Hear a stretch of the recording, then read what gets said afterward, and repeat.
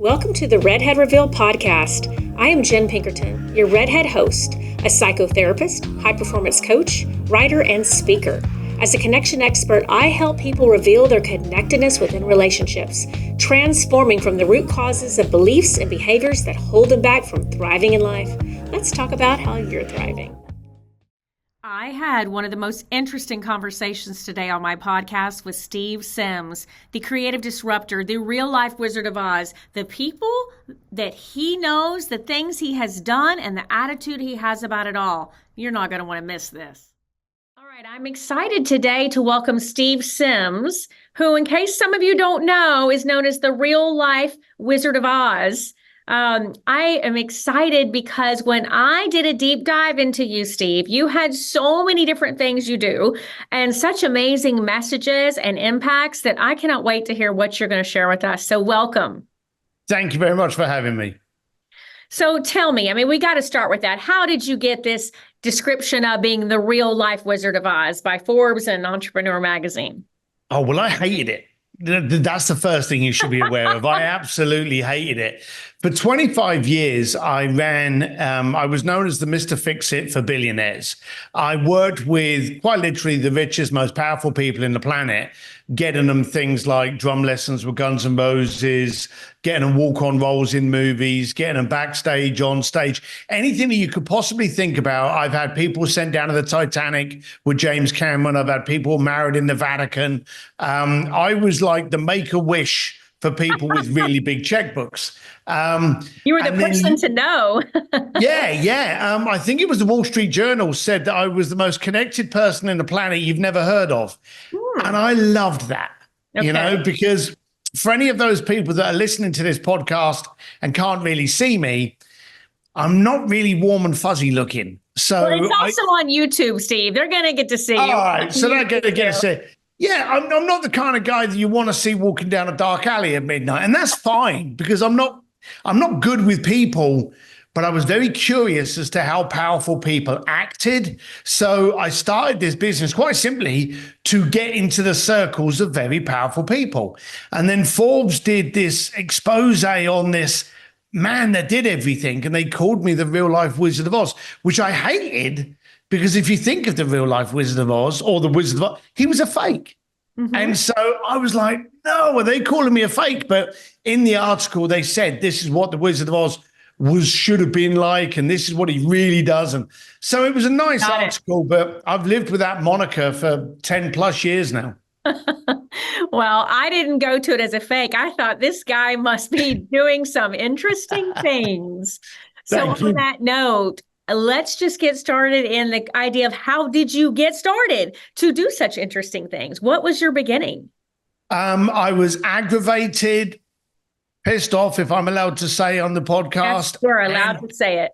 Thank you. And curious. Mm-hmm. So as a kid growing up in East London, working on building sites, not having any money, not having Instagram and YouTube to show me how inadequate my life was, I was just curious how other people were making it. So I wanted to go up to a rich person, which I did in the early stages. If someone had a new car, a new watch, a nice suit, 245-pound of ugly biker, would run up to him and go, hey, how come you're so wealthy? How come you're so rich? And it wasn't aggression, but I really wanted to know. Mm-hmm. But my delivery of that question was terrible.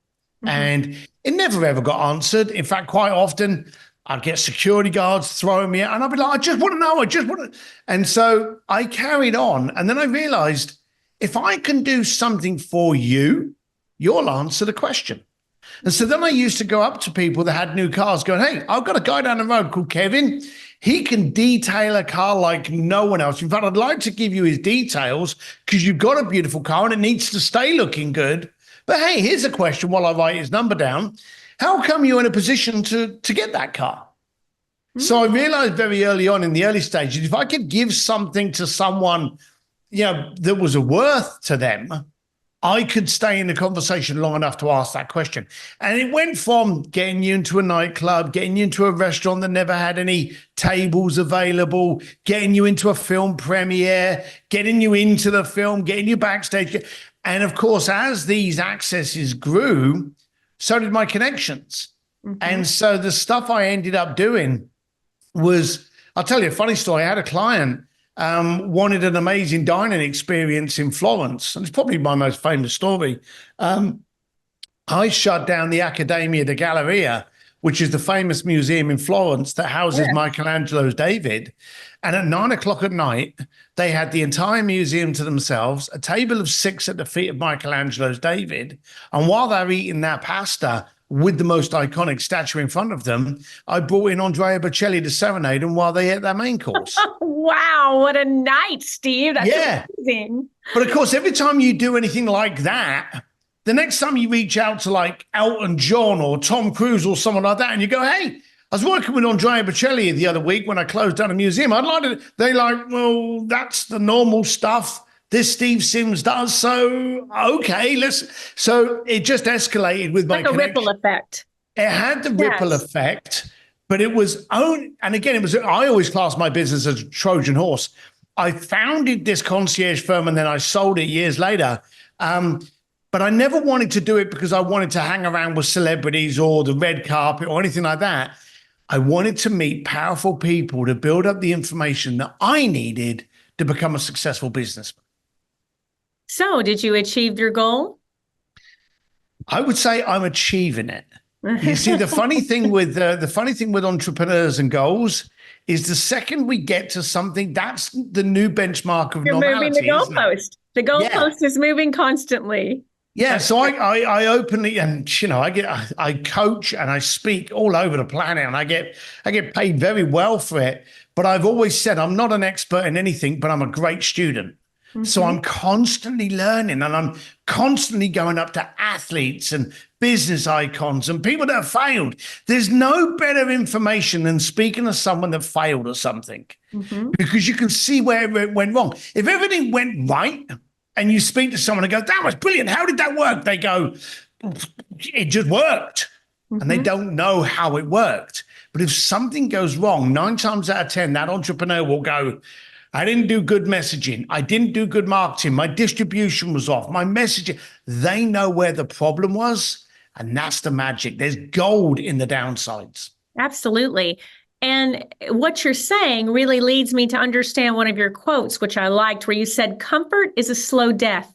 And I can see that because you're constantly propelling yourself to the next thing. You're moving the goalpost. You're wanting to continue to learn, to continue to grow, which totally aligns with everything we talk about on the Redhead Reveal podcast, because I love speaking to thought leaders who are moving, who are growing, who are evolving. Well, when you're not growing and evolving, you're stationary. And when you're stationary, you become stagnant and stink. I don't want to be. I've always said that if you put benchmarks on it, are you financially comfortable? Do you have enough motorbikes? Do you have enough whiskey in the house? Are your family safe? If you give me those little boxes, I'm going to tick them all. But if I'm the exact same person today than I am in 6 months' time, then I didn't try anything.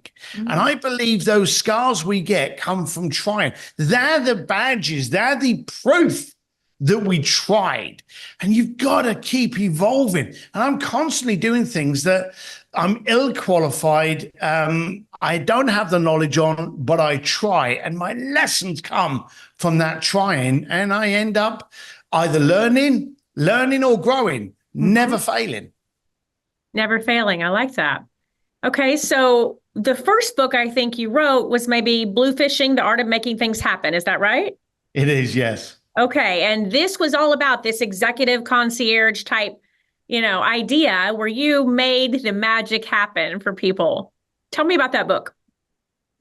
I laughed when you said it because the idea of me, if anyone's ever received an email from me, then they know I can't write for shit. And my wife always has to go in behind me and pour the punctuation in because I'm like a 5-year-old that I just spill it out and she makes it look decent. But I'm a great believer that when you're in great rooms, great things happen. And I was in a room, I was in a party, I was in New York. I'm not very good at networking, so I'm hiding in the corner with me old-fashioned to my beautiful wife. We celebrate 39 years next week, so I'm very happy. Congratulations, Steve. Thank you. That's wonderful. So we were, shout out to Claire, I love you, babe. And we're sat there, we're drinking this old fashioned. And I ended up talking to this girl, and I'm just telling her a story of one of the things I did. And she ran away from me. And I looked at my wife thinking, did I say something inappropriate? And we were both kind of like stunned why she had. Okay. And I'm not joking. In the middle of a party, she ran like the building was on fire. Okay. And she went and got her boss. Turned out her boss was one of the seniors of Simon and Schuster. And so when she came back over, one of the largest publishing houses in America, she came over and she was like, tell that exact story again. And so I did. And a week later, I got a retainer offer to write a book. Yeah. And I thought, this is crazy. This is crazy. So we actually went to New York to decline it because we thought, it's just rude to just take the money and not be able to write a book. And I went through what I did, and we had chat, and we went out for lunch, and we came back, and I went, so we're not going to do the book then? She said, no, we're definitely doing the book. She said, I just wanted to get in. So we ended up writing the book on how I did it, why I did it, what the benefits was doing, how to get the impact you need without outpricing things. You know, people think if you give a gift, it's got to be expensive to a billionaire. No, it's got to be thoughtful. So we went through this whole thing. We wrote the book. I didn't think it would sell. I thought my mum in England may have bought a copy, which would make me an international bookseller. But the damn thing took off. It got translated into like 7 different languages, became bestseller, became a podcast in different countries. And it suddenly got people going, can you speak to my company? Can you speak to my corporation? Can you be on this? And I was just going along thinking, and this is where a lot of entrepreneurs get it wrong, thinking that everyone does what we do until you realize that we're unicorns. We're like Neo in the Matrix. We see things differently. So I'm going along to these major companies, major banks, major organizations, and entrepreneur groups going, I don't know why I'm here, but I do this, this, and this. And they go, really? And I'm like, don't you? And they're like, no, we never thought of it. So it took off. And then last year, I wrote a follow-up book called Go for Stupid, The Art of Achieving Ridiculous Goals. And that did the same. I think that's in 4 languages. The other one was in 8. That one's only made it to 4 languages at the moment. But yeah, it's kind of amazing that entrepreneurs, 90% of the time, we sell ourselves short of what our unicorn truly is. I really like that. I'm going to be sure I have the links for everyone to buy these books too, because I mean, this unique perspective you have is truly nothing short of amazing, because I align with this. I think that so many people don't think outside the box in that way. I think so many people get very hyper-focused on what they're doing, and they don't have this space to really think about things differently. And, it's part of being an entrepreneur. I think that everyone, here's my goal. This is what I need to do. And that's it. And then here you come in with a very different perspective, a very different way of looking at things. I like it, Steve.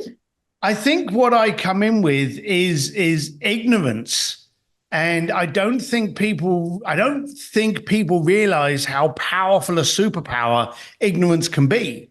Because a lot of the time people are fighting to do things because of, the outcome, or that they've tried something before. But when you haven't tried it before, it's fresh to you and you don't know what to expect. And you come in it with a different dynamic, or just maybe pure passion rather than any kind of fear resistance, and you achieve it. And people look at you going, how did you do that? And you're like, I tried. And usually that ignorance can actually get you a lot further. You have this sort of self-deprecating personality blended with this curiosity, and it's so fresh and interesting. I can see why you don't get too many people that close the door in your face. I mean, for you to have worked with Elton John, Elon Musk, I mean, not a lot of people can get to those people.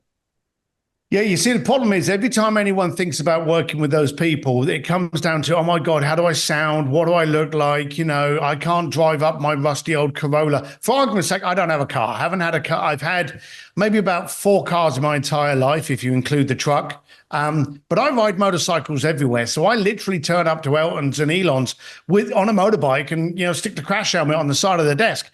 When you focus on what you look like, that's a you problem. Mm-hmm. When you focus on being the solution to that problem, you're everything to them, and they no longer care what you look like.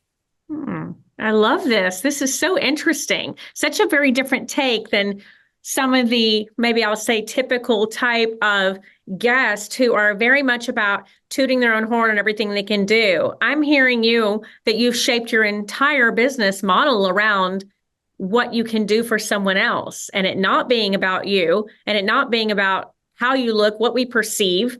It's really interesting. Well, let's play a game. Okay. Love games. We all love games. I try to gamify everything. It's 3:00 in the morning and you've got a headache. So you get out of bed, you go to the bathroom, go to the cabinet, and you get up some headache tablets. Okay. When was the last time you looked at like the box or the little bottle there? When was the last time you looked at that bottle and went, I don't like the packaging, or I don't like the logo? And I'm going to go as far as to say that's never happened. Never. You care that headache tablet is going to cure your headache. Mm-hmm. And as long as it does what it says, you'll keep on buying those headache tablets. Mm-hmm. You won't care if that logo's green, blue, pink, got fairies on it. You have no care whatsoever. When you are the solution to someone else's problem, all of the prettiness subsides. You can look like me. You can sound like me. You can spell for shit. You can do all of those things. You can get away with it. But if you can deliver what the person needs, whether it be another perspective on their business, whether it be scaling, teaching them to speak on stage, teaching them how to brand, whatever it is that you out there provide, if you can show up to the person that's got the problem that you are the solution to, all of the you problems go away. I hope every entrepreneur is out there listening to this, taking it all in, because man, you got some good zingers for us. Okay, so I'm here to help. In a world where people are often laughed at, they're often ridiculed, how do you encourage them to push through that fear, to go where they want? Yeah, no, don't. If you're not getting laughed at, you're not trying hard enough. Mm-hmm. You know, when I write something on my, I got Steve D. Sims. I'm anywhere that you get your social. Whenever I post anything, when I get that hatred, when I get the jeers, when I get the laughter, I'm like, great, I've poked the bear. Mm-hmm. You know, this is bothering people, because those people that react are usually the people that it's bothering. Mm-hmm. And 9 times out of 10, when someone actually, and there are haters out there that are just stupid, but there's a lot of people out there that have the problem that are just testing you and your resilience. So you'll say something and they'll be like, oh, why do you think that's right? And you'll go, because of this. And they go, oh, you just read that. No, I did this. I fell on my face. I lost all my money and I learned the nuggets from that failure. And this is what I did with it. And then you start getting into the private DMs and stuff like that. Some of my biggest criticizers and haters are my clients still. And so if people out there are laughing at you, good. It's because they're paying attention. Look at how many people are laughing at Elon Musk, and they're laughing. They laughed at Elton John with his glasses. They laugh at Richard Branson. They laughed at Larry Page. They laughed at Oprah Winfrey. They laugh at these people. They ridicule these people. And those people that are doing the laughing, those are what I call poor people. Now, before you try and cancel me, and good luck with that, I mean poor mentality, poor visualization, poor opportunity, poor mindset. And all of those poor elements lead to a poor financial basis. If you've got the kind of mindset that goes, I can do that, doesn't matter what your financial statement is today, that's temporary. Your bank account number today is temporary. It will be more or less in a week's time. So understand that. You can't change your bank account, but you can change your perspective. And that change of the perspective, the reaction, the cause and effect of a positive, affluent mindset will be a positive and affluent bank account. And I agree with that wholeheartedly, because I think mindset is one of the most crucial things. Our brain, if you look at neuroscience, we believe what we tell ourselves. And if you tell yourself you can't do it, you're going to fail, it's not going to work, it's not going to work, and you are going to fail. And I think so many people don't even understand that this is not even a hyped up idea of how to talk to yourself. It's science. It's neuroscience. It's how our brain is wired. You know, we are fundamentally wired to believe everything that we tell ourselves. And how many people are saying the right thing?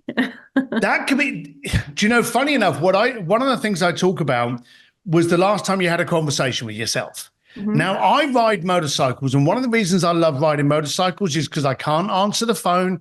I can't pick up any groceries. I can't pick you up on the side of the road. You know, I am completely disconnected from the planet, and the only person in that moment is me.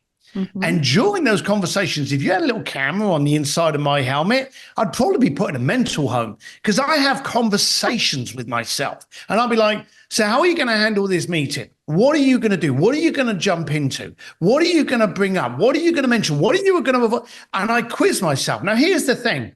A lot of entrepreneurs, they will step into the room and they get imposter syndrome.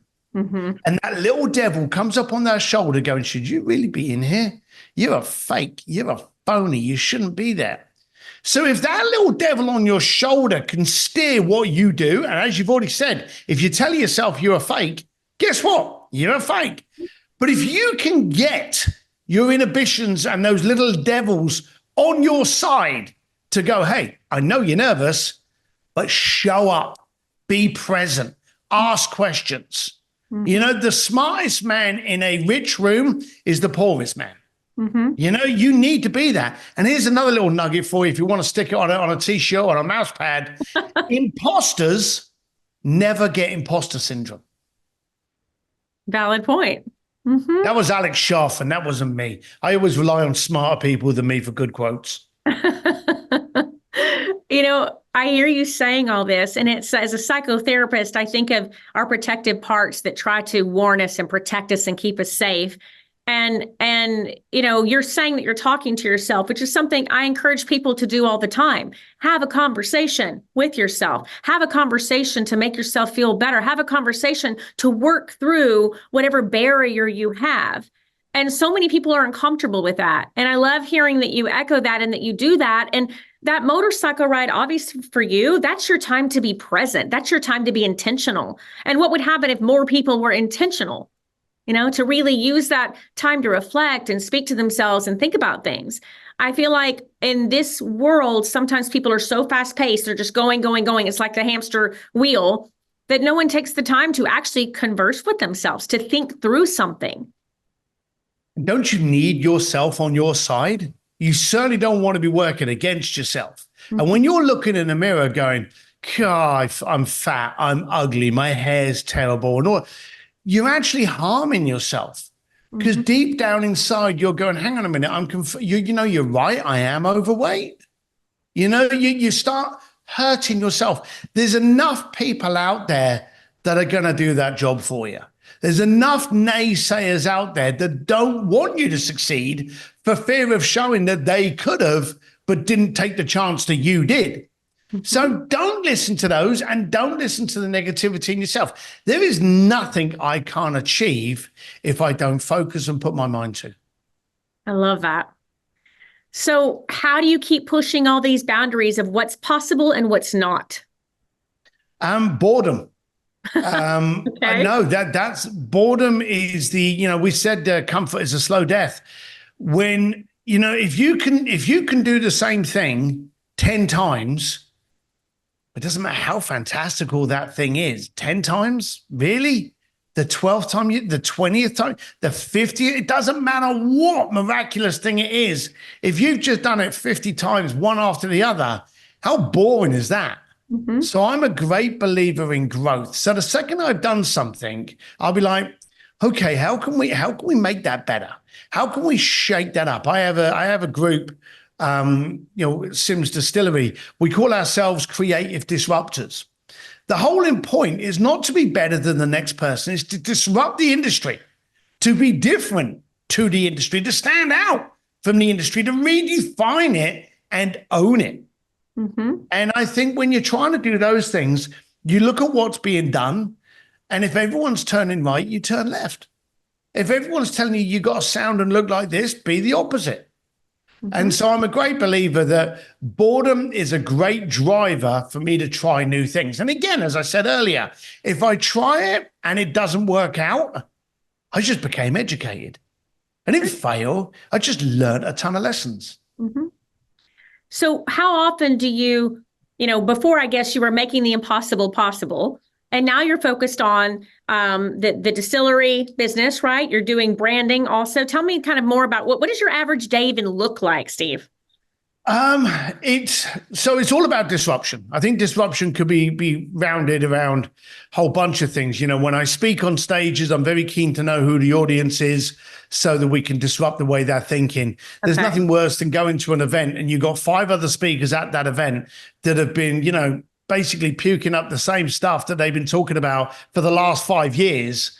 And so when everyone's telling you something's new, nothing's new. So I like to get to know the audience. I like to get to know the problems and to create a solution and an answer there. So I like to disrupt that. I coach and I dare people to do things differently. My Sims distillery, I'm doing the same thing. And then I noticed that there's a lot of things that I've done, back to that unicorn thing again, that I just take for granted. How I show up, what I post, how I post, when I post, where I explode myself, where I put this out. And then there's a lot of people out there going, well, I don't know. And I'll go, well, let me help you brand.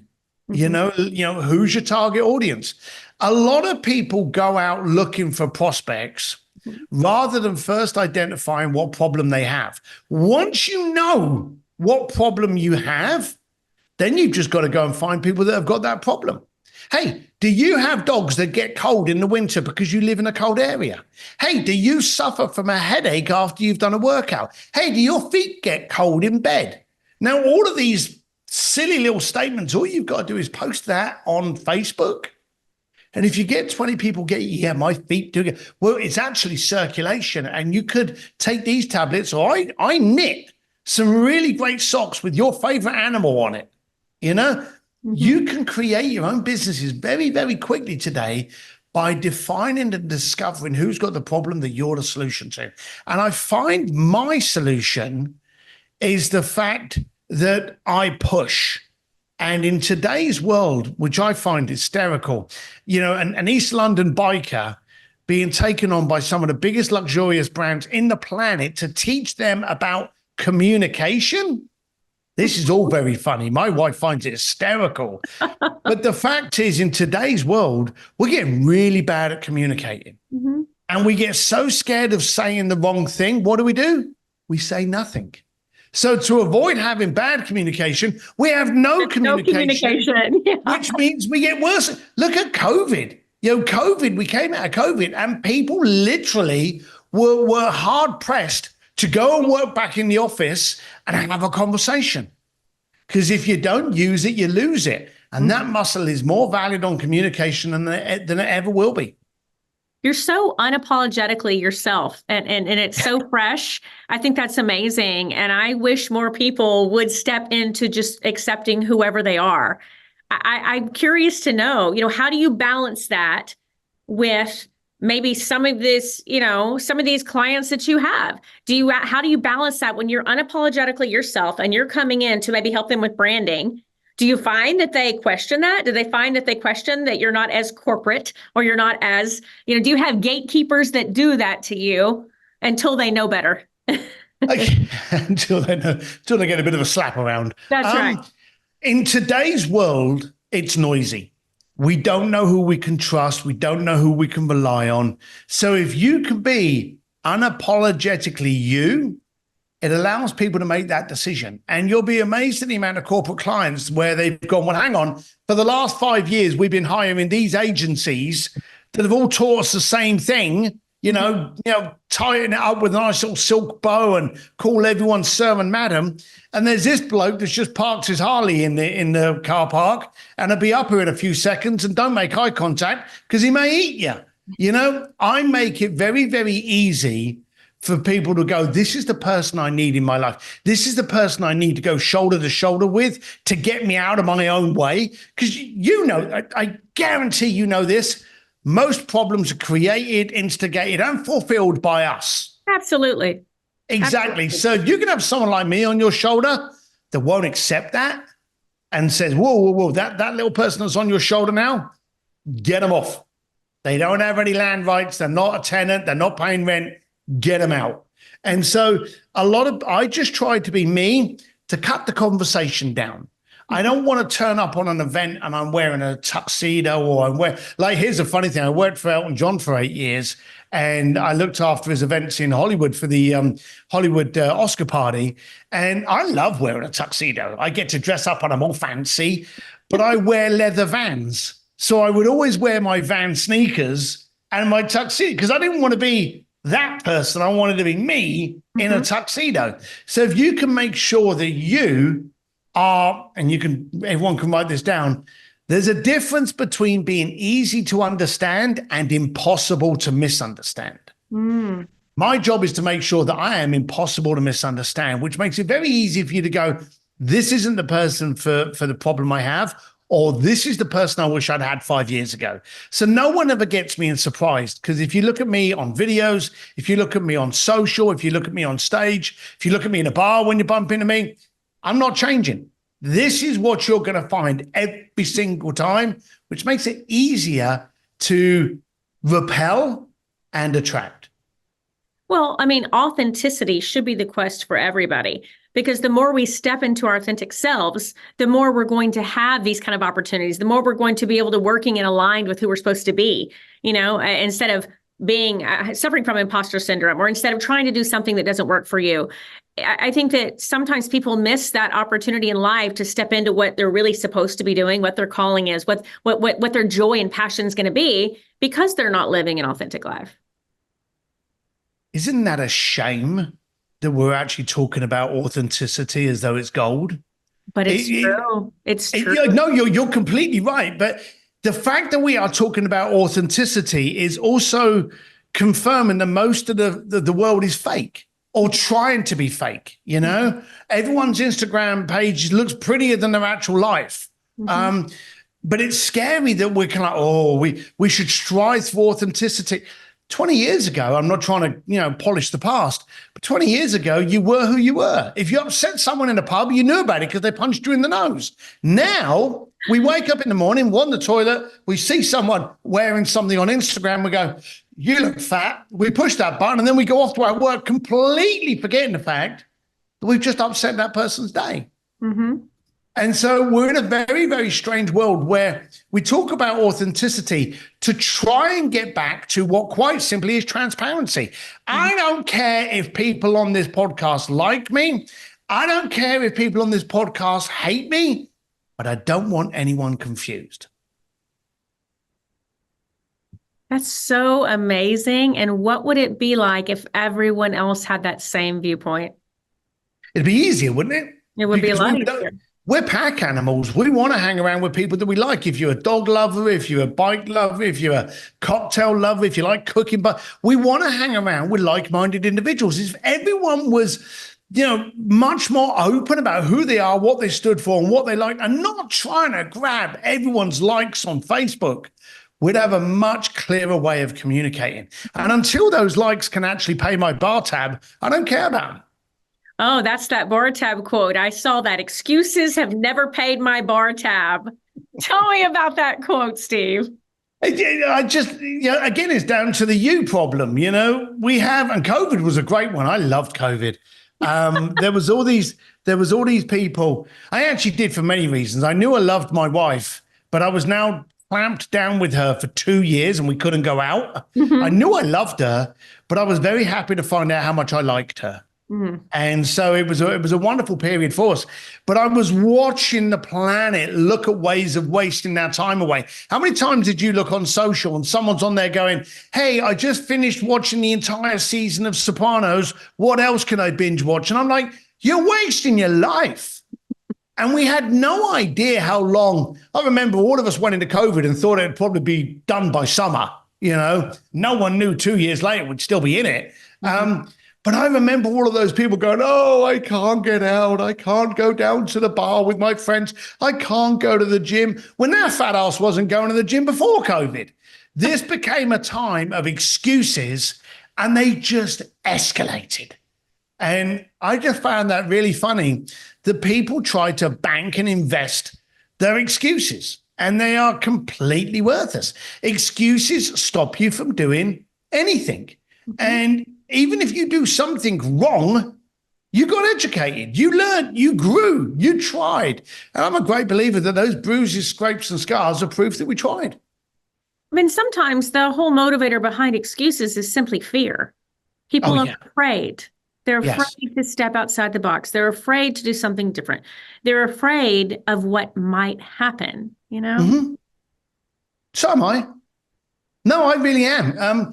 I get a lot of fear. I used to do kickboxing. I'm 58 years old now. So whenever something would hurt me, it would end up hurting me for like 3 months. So I don't do that anymore. But I still race motorcycles. And I'll be on the starting grid of a race. And the lights are red. And all the noise of the engines are around you. And everyone's around you. And it's getting really, really noisy. And then it goes green. And do you know what happens when it goes green? Everything goes quiet. Now, you've got a choice when you're frightened. You go forward or you allow it to allow your worst fears to come true. Mm-hmm. And so I still get scared, but I know it's worse to react and allow fear to dictate than to push it through. There's a beautiful line that was actually done by Patrick Swayze in a movie called Point Break many, many years ago. Love that movie.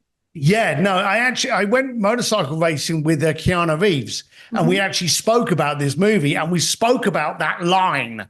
And the line was very powerful to me, and he remembers it very well. And it said in there, it said, fear causes hesitation, and hesitation will cause your worst fears to come true. So we all get scared, but here's the thing. Are you scared of trying, or are you more scared of being in the exact same place you are today in 2 years' time by not trying? Yeah. Now, me staying still, that scares the shit out of me. Me not taking a risk, that's frightening. Me not, when that light goes green, twisting that throttle and just go, it terrifies me. If I stand still, all those bikes are going to pile into me. That scares me, so I've got to get out of it. So I'm a great believer that fear should ignite and unleash, not shackle and hold you back. Mm-hmm. It can be a beautiful motivator in the way of thinking that if I'm so afraid of it, what is that about? You know, I encourage people to tap into that. Figure out why. What is that about? Because sometimes it's about something totally different and it has nothing to do with that actual thing. It's about something so much bigger. And with that, those bigger things usually come from a long time ago, which leads me to my next question with you. You know, here's where you are today. Here's your mindset today.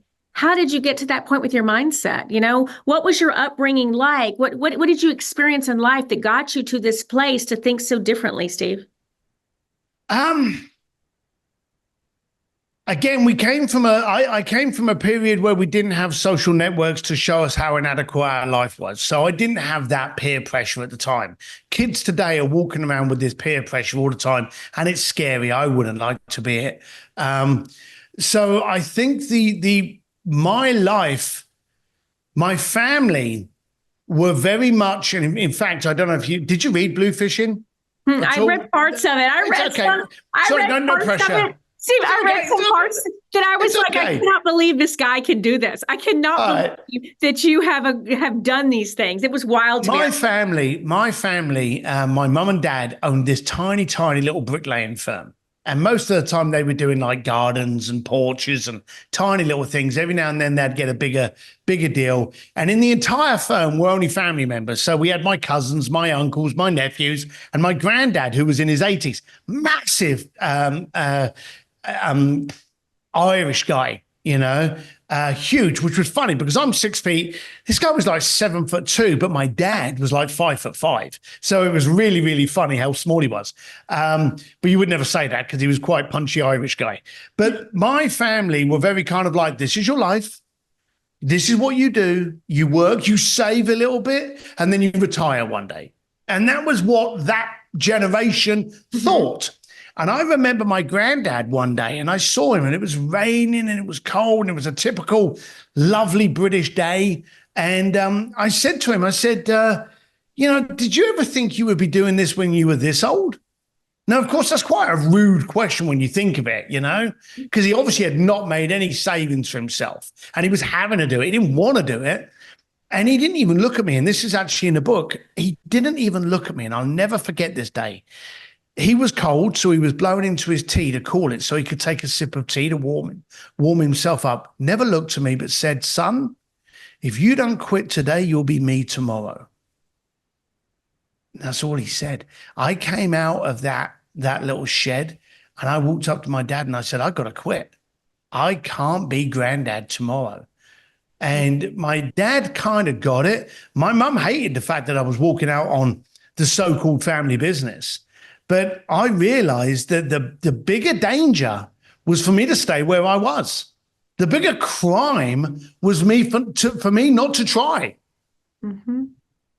And it propelled you that now you're living a life where you try all day long. You keep trying. You try something new. You're always curious. You're always moving. You're always looking for something else to grasp onto and see, is this going to work or is it not? 100%. I welcome both results. Mm-hmm. And that's the other thing you've got to realize. When I've worked with so many powerful people and I've asked them all the same kind of questions. How did you do this? How do you look at success? When do you know you're successful? What does wealth mean to you? What does being rich mean? I ask all these questions.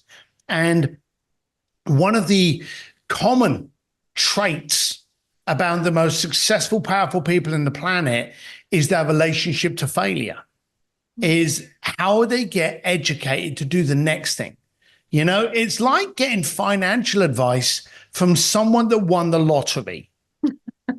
They have $10 billion in the bank account, but their financial advice is buy a ticket.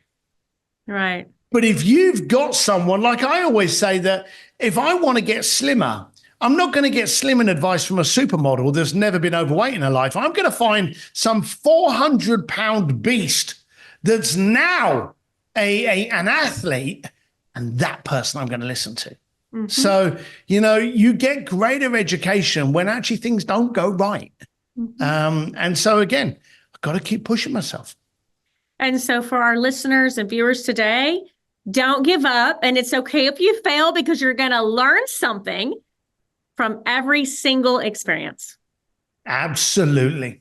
All right, Steve, I got to ask you the guest question. We do this on Redhead Reveal, where someone leaves a question for the next guest and we continue it on. So your question is, what is the message you would want to leave behind for your loved ones?